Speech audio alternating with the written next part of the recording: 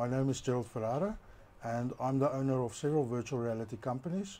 One of my main companies is Virtual Reality South Africa. I finished school in 1994 and then I went overseas to do the kibbutz thing. So that was like a working holiday. When I came back, I started exploring web development, and I was lucky enough to win a contract with the City Council of Klerksdorp. So I basically built their website for them, and then it's a funny thing how it works. So that was basically before SEO was even a word. So what happened is the City Council website suddenly ranked #1 in the world for city councils. And then there was a lot of people that were interested in the town, and they asked, what does the town look like and stuff like that. So I wanted to show them what the town looks like in the best possible way. And that's when I discovered virtual tours. So I basically took an old DSLR camera and I walked in the streets of Klerksdorp and I basically took a photo, took a photo, took a photo, took a photo. So more or less 36 photos to make one panorama image. And then I did something similar to Google Street View. And this was back in 1998. So I think Google launched this Google Street View officially in 2006. So that's basically how I started with virtual reality. And I just kept on going. And one of the obstacles at that time were that there wasn't other people to learn from, and the technology was fairly new. So a lot of the concepts that we came up with during that time. So I'm extremely excited about virtual reality. I think virtual reality is still a very much immersive technology. So I think commercially virtual reality is now about, let's say, 6 years old. This technology, the way that it is at the moment, is basically I can take a person, put them in an experience, and within 3 minutes they will experience what they see as reality. I'm looking at the next 10 years, 20 years, 30 years, 40 years, 50 years, 100 years. And I think we're definitely going to come at a stage where virtual reality is so real that people will believe what they see is real, and they actually would want to live in virtual reality. So maybe just as an example, a luxury living environment, you might not have a nice TV, you might not have facilities that you can have inside a virtual reality experience. So in VR, if you want to have a 60-inch, 100-inch, 200-inch television, that is all possible. And then you can bring in other stuff like smartphones, communication, work, education, all those type of things that in normal reality you would probably take, let's say if you want to visit NASA, for example, that is a flight from South Africa, you have to arrange accommodation and all those type of things. So just by putting on a VR headset, you can be there instantly. And then now with the advances with multiplayer virtual reality, the social aspect, you can actually meet other people inside there. So you can have a lecturer lecturing you in real time in VR, or you can have a conversation with friends, or you can play a game, and it is really interactive. It's not a only one person only experience. So something happened very exciting earlier this year. Apple launched their Apple Vision Pro. It's their virtual reality headset. So the exciting thing about this development is that suddenly everyone is talking about virtual reality because a big company like Apple have seriously invested in a good quality device. So we basically, most of the time ourselves, work on PCs and not Apple Mac computers. And so we have a tendency to like the Oculus Quest more than we like Apple. Oculus have been in the game now for 6 years. They have had a good learning curve to get where they are. So the latest headset that they released is the Quest 3, and that also allows you mixed reality. So you can do augmented reality and you can do virtual reality in the same headset. But I won't write off Apple just at the moment. I think it's good that they are coming to the table. Every industry, virtual reality also have its different specialities. So one speciality is virtual tours, where you can use a DSLR camera to take the images, stitch them together and so on. Then the other is 360 video. So in 360 video, most of the time, you can get a professional 360 camera. In our case, when we started, I think we developed our first 360-degree camera, at least the housing ourselves. So we used GoPros and created our own 360 camera. But nowadays it's much easier, so you can buy a professional camera. Then you have to have video skills, you have to have editing skills, you have to think different to what traditional camera work is like. So most of the time a cameraman will hide behind the camera, and you just need to worry about the front and back of the image. With a 360 camera, you have to think like a person. So when you put down the camera, it's almost like, will a person actually be able to stand there? Because in a VR headset, that person will be in the center of that camera. So for instance, what we found is in early days, we would mount a camera, a 360 camera on a car roof, and it would look nice because it's a nice image. But when you put on the headset, you basically are lying down on the roof, and that's your point of view. So I think there's a big part of maybe psychology, putting yourself inside the camera position and stuff like that when you start to do 360 video.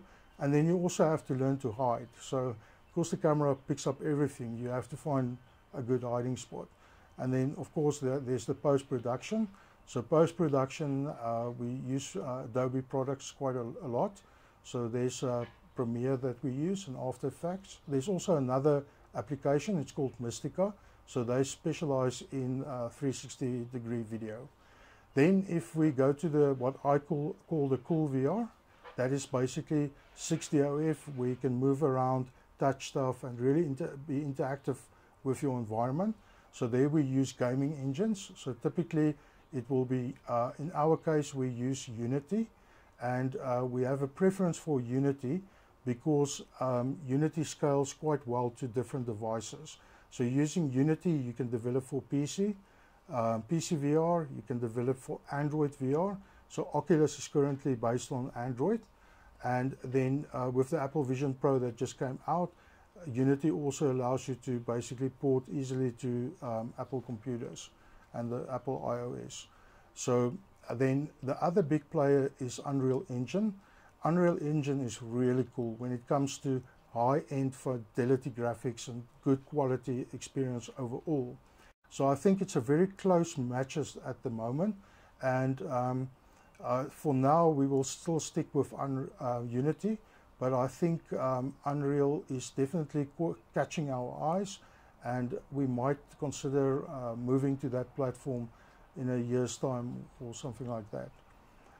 When you start with VR, so I am self-taught, but I think when you start with virtual reality, the thing that it's basically in any type of business, the thing that you need is passion, and you have to be willing to do the crappy work, and later the better work will come.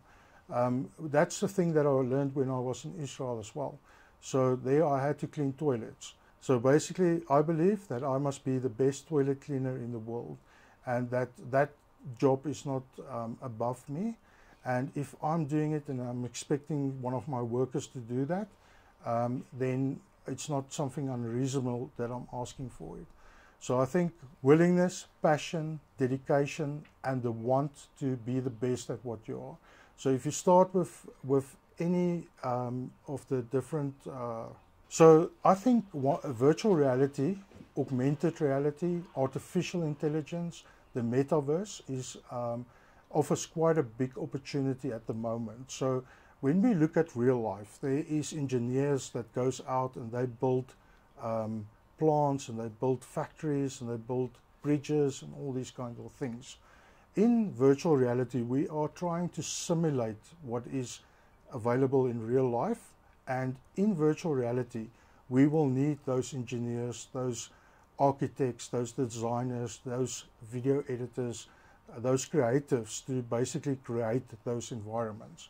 So I think when you do virtual reality development, you wear many hats. So in fact you become an engineer, because you have to build that building, and you have to think how that building gets built. You have to basically 3D model a vehicle so that the vehicle looks as realistic as possible in a virtual reality environment. I think that it's going to be one of the biggest things that happens in the employment world, is that we will need those people, those type of skills to develop these type of experience as close to reality as possible. When it comes to businesses, they want it to be as photorealistic as possible, and because of that we use technologies like photogrammetry. We use DSLR cameras to capture textures and those type of things, and then we also use LiDAR scanning. The nice thing about LiDAR scanning is when you do the scan, you actually get the measurements. So when you have to correct that in a 3D environment, you know the measurements and you can redo that. When I looked at how I started out, there is some obstacles when you start out. One of those obstacles is that technology is quite expensive, and in order to be on the cutting edge, you need to have cutting edge technologies. And so in my case, raising funds to do that was quite complicated. Most of the business stuff that I've done so far was self-funded. So you can start out by just getting one virtual reality headset, for example, and then make the best with that virtual reality headset. I've got another interesting story. So I've got a client, APSA. So they basically came to me and they said, Gerald, we want to have this high-tech 6DOF virtual reality environment.